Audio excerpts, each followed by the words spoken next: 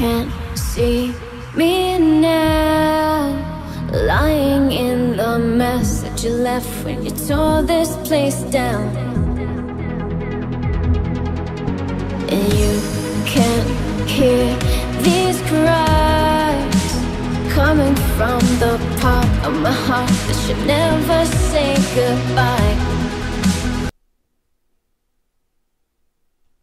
Mais il a un problème ou quoi, votre pote? Il est triste, monsieur, c'est le meilleur élève de l'école et au dernier cours, il a eu comme devoir de faire un exposé sur la beauté dans les sports de combat. Et comme pour lui, les combats c'est explosé, du coup il est pas inspiré et il est sûr qu'il aura une sale note et qu'il sera plus premier dans le classement de l'école. Donc il noie sa peine dans la danse.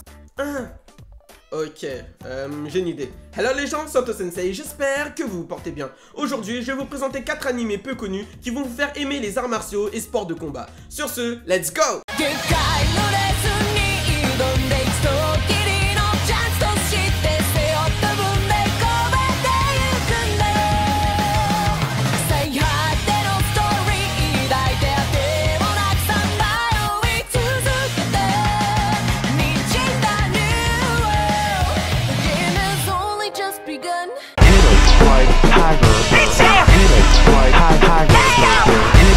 Air Master Maki Aikawa est une ancienne gymnaste de renom qui pour certaines raisons a dû arrêter son art pour se concentrer sur l'art du tabassage de gens dans la rue.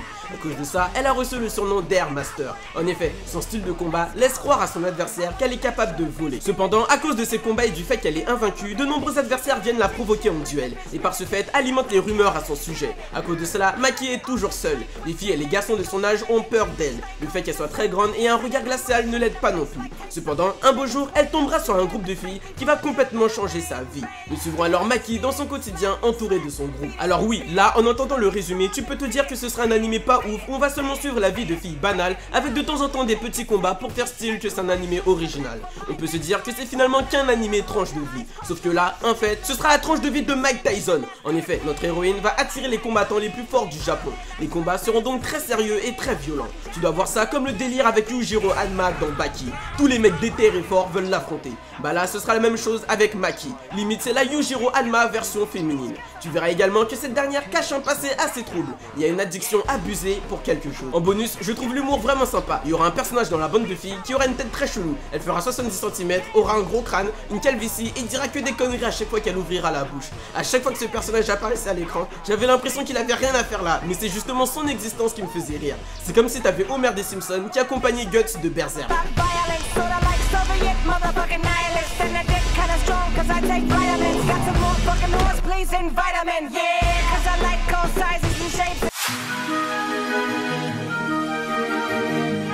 I can feel the power, I can feel the power. Tiger Mask. Cette fois-ci, tu seras envoyé dans une histoire de vengeance. Naoto et Takuma sont amis d'enfance et se sont entraînés dans le même dojo depuis tout petit. Ces derniers ont toujours eu pour rêve de devenir catcheurs professionnels et d'atteindre un jour le niveau de leur maître. Cependant, un beau jour, ce dernier se fera briser lors d'un combat officiel. Nos héros vont alors voir leur club s'effondrer. Ils perdront tout, leur club, leur maître, leur joie de vivre, mais gagneront en échange une haine viscérale envers le catcheur ayant humilié leur sensei.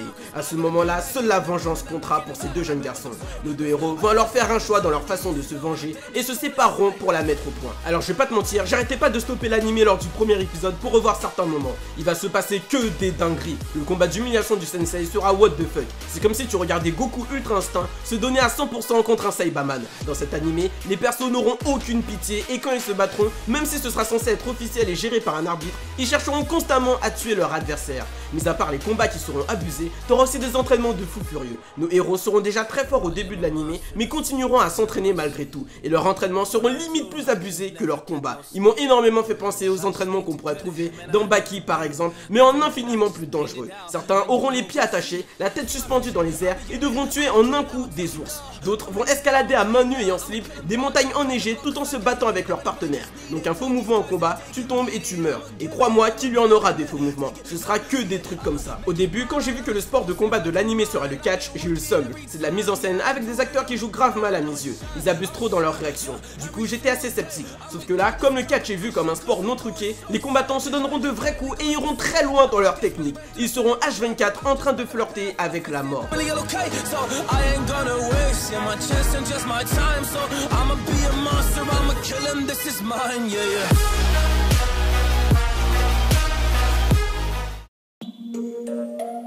Kenka Banshu Otome, nous allons suivre Hinako Nakayama, une jeune fille orpheline et giga pauvre. Celle-ci, en allant à l'école, va heurter par accident un jeune garçon, Hikaru. Ce dernier a son âge et lui ressemble comme deux gouttes d'eau. Notre Hikaru, qui allait faire sa rentrée des classes, va alors faire du chantage à notre héroïne. Si elle ne veut pas être obligée de payer ses frais d'hospitalisation suite à l'accident, elle devra alors prendre sa place à l'école. Et c'est comme ça que notre Hinako sera envoyée dans l'école pour garçons la plus violente du Japon. Alors premièrement, quand j'ai commencé l'anime, j'ai cru au début m'être trompé de série. En effet, la plupart des adversaires qu'affrontera notre héroïne seront des BG ressemblant à des stars de K-pop. T'auras même carrément une star de K-pop. Mais ces bâtards sont ultra chauds en combat. Ils sont vraiment très forts. De plus, tu verras des combats ultra violents, car notre héroïne sera vue comme étant un garçon par ses adversaires, donc ils ne lui feront pas de cadeaux. Sans oublier qu'Hikaru, celui qui aura échangé son identité, va l'obliger à devenir l'élève la plus forte du lycée. Tu comprendras plus tard pourquoi. Tu verras qu'en réalité, Hikaru n'est pas n'importe qui. Du coup, elle va devoir affronter tous les gars abusés de son école. Le truc qui est bien aussi, c'est qu'Hinako est une experte en arts martiaux. Elle sera déjà au niveau dès le début. Ce que j'ai énormément apprécié, c'est qu'on aura un personnage principal courageux. Même si elle est en sang, elle ira au combat. Même si le gars fait 3 mètres, elle ira au combat. Même si on l'attaque en groupe, elle ira au combat. Jamais tu ne la verras fuir. Et pourtant, malgré ça, notre héroïne restera ultra douce et gentille. C'est comme si elle avait en elle deux personnalités. Celle d'Hinata dans la vie de tous les jours et celle de Broly en combat. Puis concernant la romance, t'inquiète pas mon gars, il n'y en aura pas. Elle est venue pour goumer des gens, pour tabasser ses adversaires, pas pour se caser. D'ailleurs, c'est assez intéressant parce qu'on va voir un perso douter et commencer à tomber amoureux d'elle. Mais quand il sera persuadé qu'elle sera bel et bien un mec, il la considérera comme un pote. Du coup, j'en viens à me poser une question. Est-ce que tu crois réellement à l'amitié homme-femme? Mais attention, quand je dis amitié, je parle de ton groupe d'amis principal, pas de simples connaissances. Si tu y crois, peux-tu m'assurer avec conviction que tu n'as jamais rien imaginé avec un ou une pote et que dans l'autre sens, eux aussi n'ont jamais rien imaginé avec toi? Je sais qu'il y a beaucoup de désaccords en général avec ce sujet, du coup j'ai hâte de lire ta réponse dans les commentaires.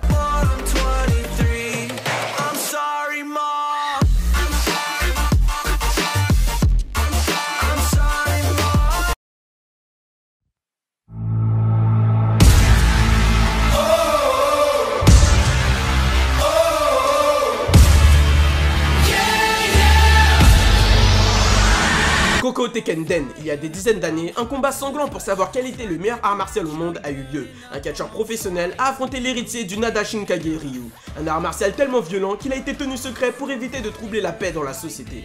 Le gagnant a été l'héritier de cet art. Aujourd'hui, Kiba, le catcheur professionnel ayant perdu, a réussi à tout avoir. L'argent, les femmes, la popularité et le prestige. Il est devenu le businessman ultime. Cependant, il lui manque encore une chose, une toute petite et minuscule victoire. Une victoire tellement microscopique que seul lui et son adversaire seront au courant de celle-ci. Une seule victoire pour quitter ce monde et l'esprit libre. Gagner contre l'art martial ultime, le Nada Shinkage Ryu. Mais Seiko, son adversaire du passé, ne l'entend pas de cette oreille. Il ne veut plus l'affronter. Il a aujourd'hui un ado dont il doit s'occuper. Kiba va alors s'attaquer à cet ado pour avoir le père, mais il remarquera très vite que le fils est peut-être encore plus talentueux que son daron. Alors que dire, l'animé est exceptionnel, que ce soit en termes de chorégraphie des combats ou d'émotions ressenties quand tu les regarderas. C'est un truc de fou, tu verras des combats super courts mais qui te font ressentir énormément de sensations. Par exemple, tu verras un combat en mode baston de regard. Le combat va durer juste quelques secondes mais tu auras l'impression qu'il aura duré des heures. Quand tu regarderas le fight, tu auras la sensation d'être en apnée, de prendre ton inspiration et de ne pouvoir respirer qu'à la fin de ce fight. Tu ne voudras louper aucune goutte de ce combat de regard. Tu seras subjugué par la mise en scène du fight. Tu seras dans la tête de tous les personnages, donc tu comprendras tous les enjeux sans qu'aucun d'eux ne parle pourtant. Et à la fin du combat, il y en aura un qui aura réellement perdu. Il sera limite brisé à l'intérieur, alors que finalement, c'est juste deux gars qui se regardaient. C'est assez dur de l'expliquer, mais va voir l'animé. Il y a une ambiance de malade mental. Si t'as kiffé Baki, c'est sûr que tu vas aimer celui-là. J'ai aussi bien aimé un moment de l'animé où l'auteur nous fait nous poser une question. Pour vaincre un fauve, faut-il soi-même se transformer en fauve? Faut-il soigner le mal par le mal? Et toi, seras-tu prêt à mettre de côté temporairement certaines de tes valeurs pour atteindre un certain niveau ou but dans ta vie?